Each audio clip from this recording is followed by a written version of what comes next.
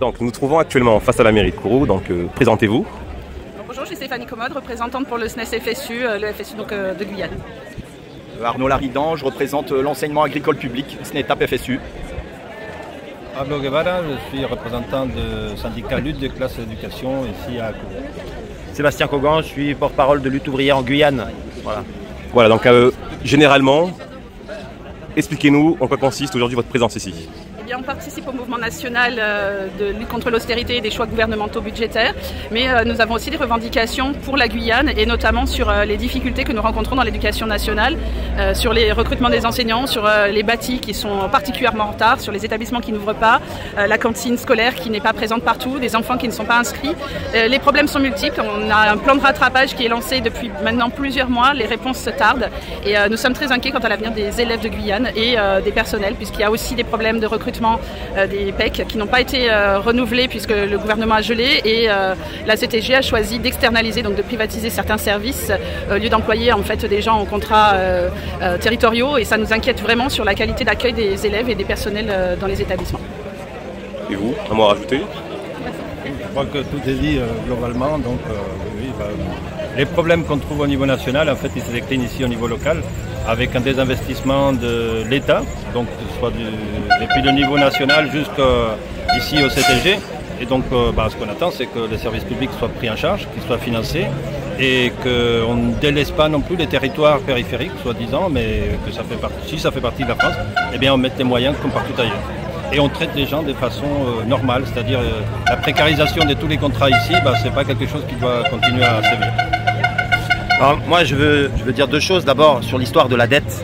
Cette dette, c'est pas la nôtre. Cette dette de 3300 milliards que les Bayrou a essayé de nous dire que c'était de notre faute, à nous les travailleurs, qu'on était trop malades, qu'on était trop soignés. Bon, c'est pas notre dette. Cette dette, c'est celle des capitalistes.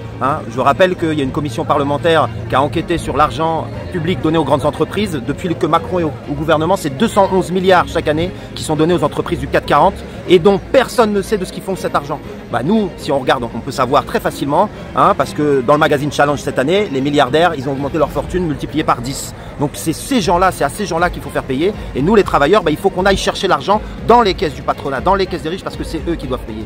Et sur ce qui se passe en Guyane, le désinvestissement de l'État, c'est depuis très très longtemps. On est traité ici comme une colonie. La France, elle se sert de la Guyane comme une véritable puissance coloniale. Pour la fusée, ils sont là, il n'y a pas de problème. Mais quand il s'agit de faire des services à la population, il n'y a plus personne.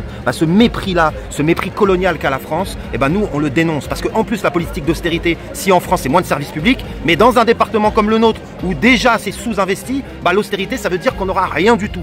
La seule chose qu'il faut qu'on fasse, c'est que nous, les travailleurs, on se mette en colère aujourd'hui, bien sûr, mais aussi demain, après-demain, que dans les entreprises, dans les quartiers, dans nos bahuts, on réfléchisse à vraiment se battre parce qu'il n'y a que la grève, il n'y a que la lutte de tous les travailleurs qui imposera ces mesures qui sont nécessaires à la population. Donc je suis entièrement solidaire avec tous mes collègues ici et avec la population. Donc, moi je suis là en plus pour l'enseignement agricole et on voit entre autres sur le département, comme a dit mon collègue de lutte ouvrière, que la Guyane, elle avance pour certains points, mais pour plein de choses, que ce soit la santé, l'éducation, l'agriculture.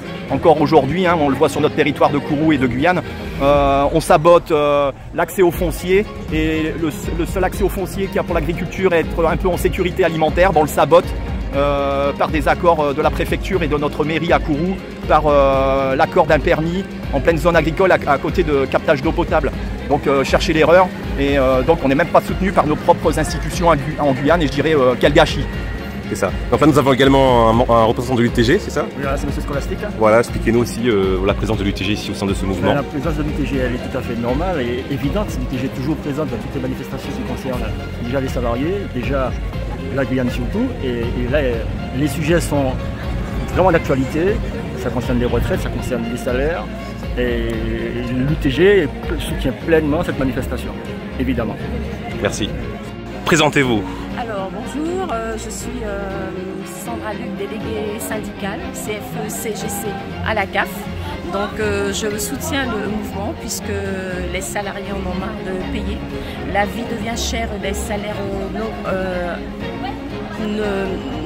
n'augmentent pas.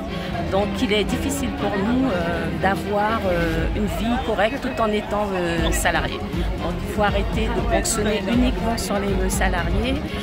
jusqu'à envisager à nous enlever un droit au congé, puisque le monde du travail devient de plus en plus complexe, difficile, tout ce qui est RPS, tout ce qui est conditions de travail, conditions de vie, le montant le salaire ne suit pas l'économie et on a besoin de nous pour alimenter notre système de protection sociale.